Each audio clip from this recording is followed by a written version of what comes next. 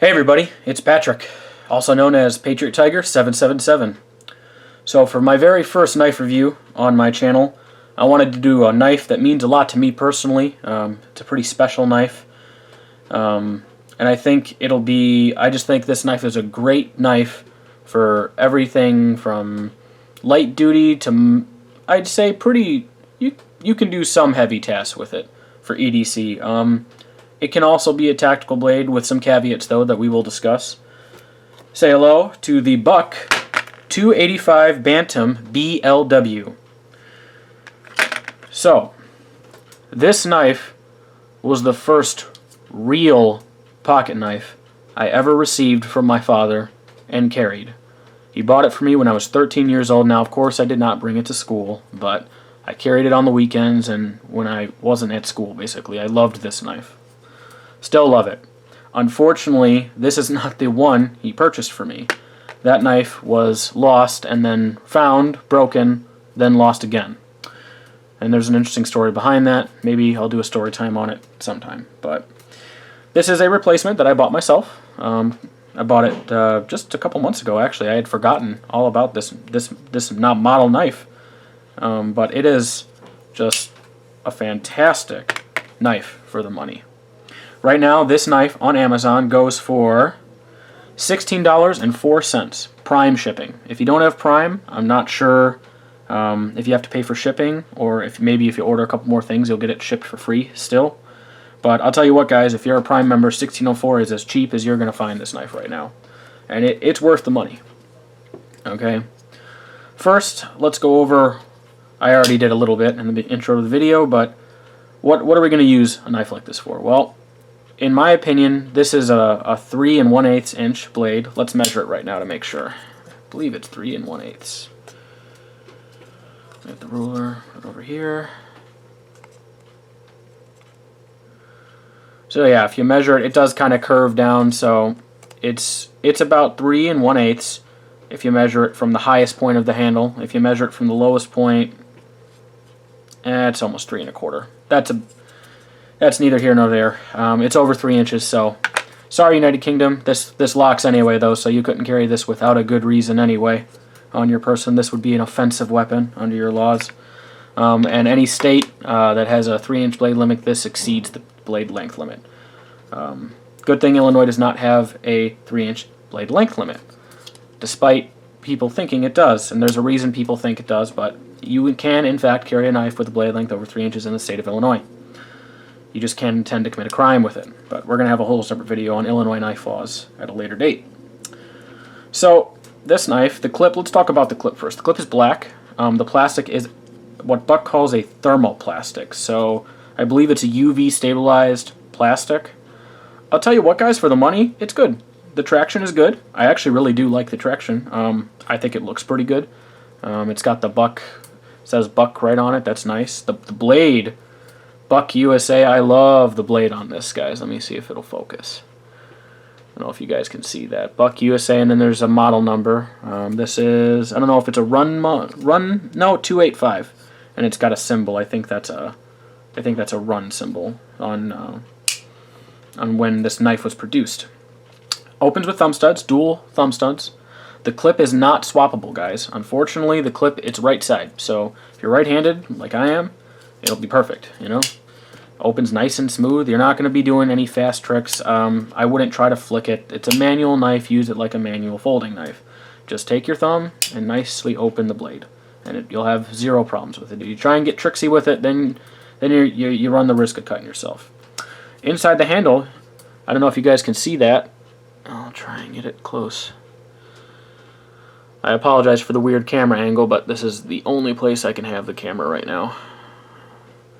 I don't know if you guys can see it, but inside, here, let's grab a flashlight. Maybe if I grab a light. If you can see, guys, there are no steel liners. I really dislike it not having steel liners. I'm at the point, guys, in my carrying and collecting lifespan with knives that I will not buy a folding knife. This is an exception, but a new design that I've never had before, I won't buy it if it doesn't have steel liners. To me, Folding knives are ready. You already gave up all the strength of a fixed blade. I'm just not interested in having a knife without steel liners. So torsional rigidity is not going to be fantastic. This plastic is actually pretty strong. The other one took quite a lot of abuse. That's why I said it can be used for some harder EDC tasks. It definitely, very important, it has a good finger guard. So if you in a traditional grip, your finger kind of fits like that, right in this little groove here. I have small hands. I wear small size gloves. If you have larger hands, this knife might be too small for you. Buck makes a bigger one. I believe it's the BLW, I believe. It's a 3.75 inch blade, so it is considerably longer. It goes out about that much. I mean, it's a big knife. I bought that one for a friend who's 6 foot, almost 6 feet tall. I'm 5'5", guys, so for me, this is perfect. This knife is the perfect size for my hands. It's just I still have a little bit more. I'm so happy.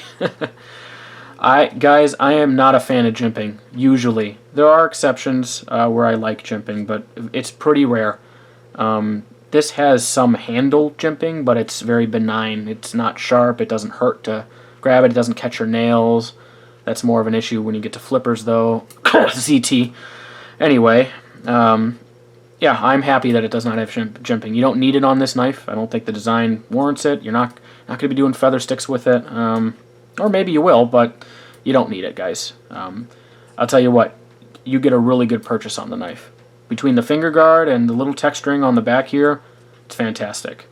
I wish it was level with the knife. It does go up maybe 2 millimeters, 2 millimeters. I wish it was level with the knife. I actually don't like that it's not level, but that's a small criticism.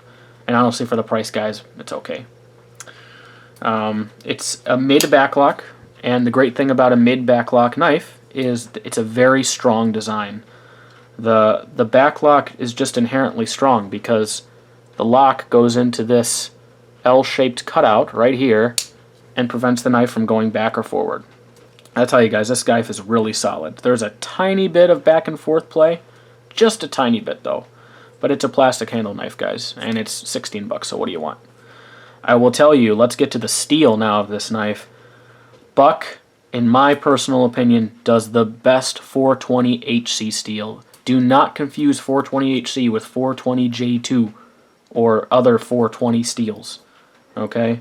This steel, 420HC, in my opinion, is better than AUS 4, AUS 6, 7CR 13 MOV. Honestly, it's better than ACR 13 MOV, which is like AUS 8, guys. I like 420HC. The heat treat Buck puts on their knives, it's the Paul Bose heat treat. It is fantastic. This knife holds an edge way outside of what you think it would, and 420HC is very rust resistant compared to other steels. I'd give it pretty high on the rust resistance rating. I haven't had any rust problems with this one, and my last one, I think I had a little spot on it that I wiped off with oil. And I carried the first one for years. I carried the first one for I think 4 years straight. It was my favorite knife. And the thumb studs on here, skip forward to I don't think I talked about the thumb studs yet. The thumb studs are good. These are actually some of my favorite thumb studs. There's no weirdness going on here. They're stepped. You have about 1, 2, and then a big step, and that's perfect. I wish there was just maybe scallop just a tiny bit more, so you get just a little bit more purchase, but you know what? It works for me just fine, but I can imagine someone with bigger hands might have trouble getting that thumb stud. Again, they do make a bigger model for you guys, though.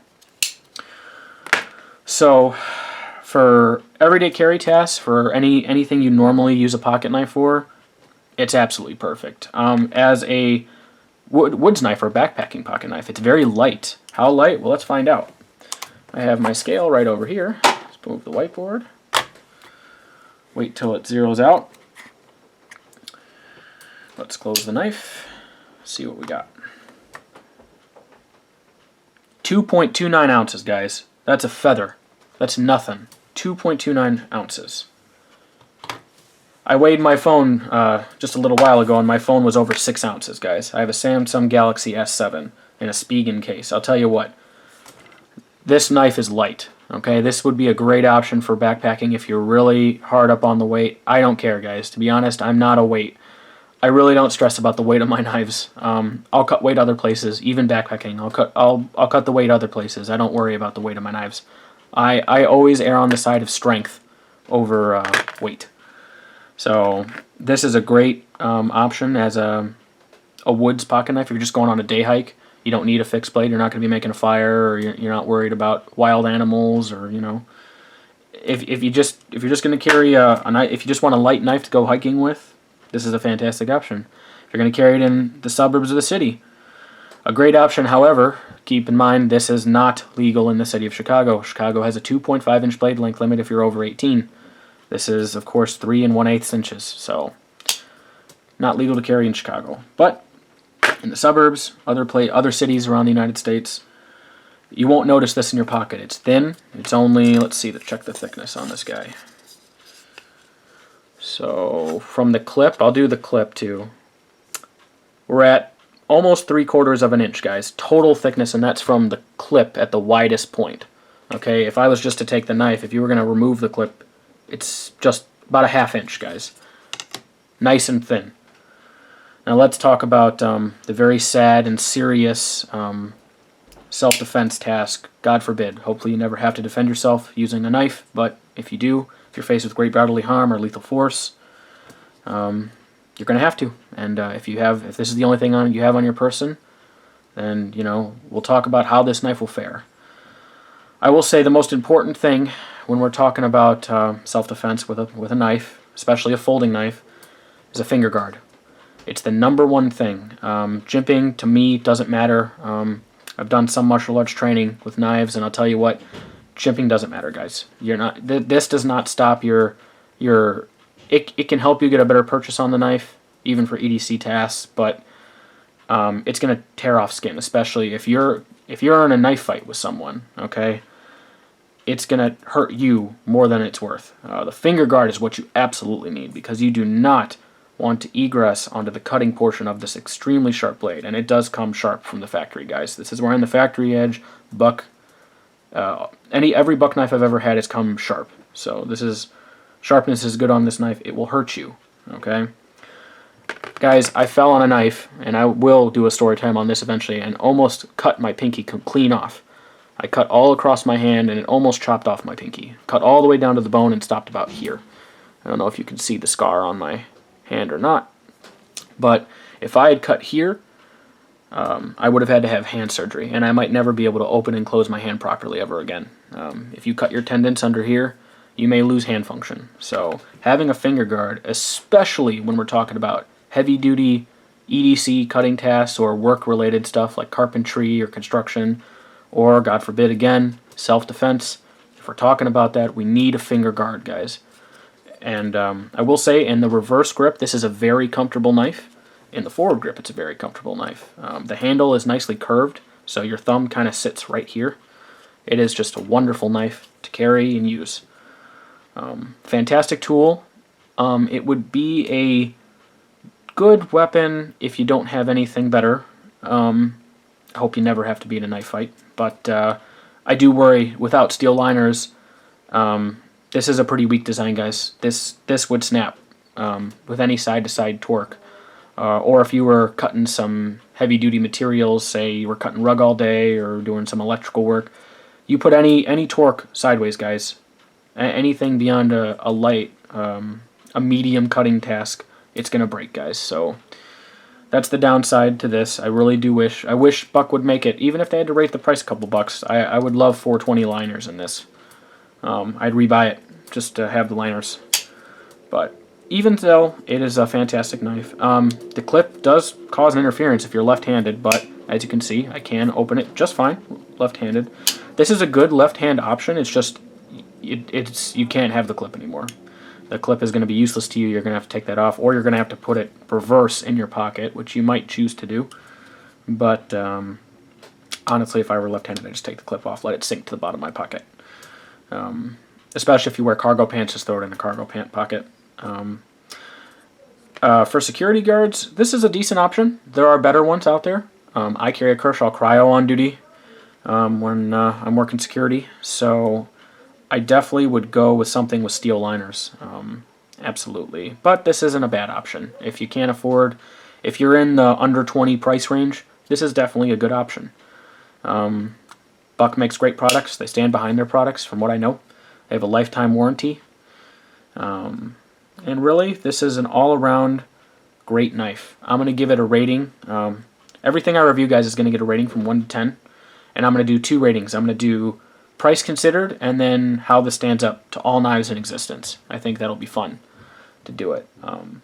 This knife, I can tell you right now, for price considered, is going to get a very, very high rating. Of course, there are much better knives than this, but that's all right. You always got to take in mind the price whenever you're talking about a knife. Overall, it's a light knife. It's a sturdy knife for what it is. This is the sturdiest no-liner knife I own. It opens nice and clean. It's very sharp, rust-resistant. Sharpens easy. Again, the heat treat on the steel is good.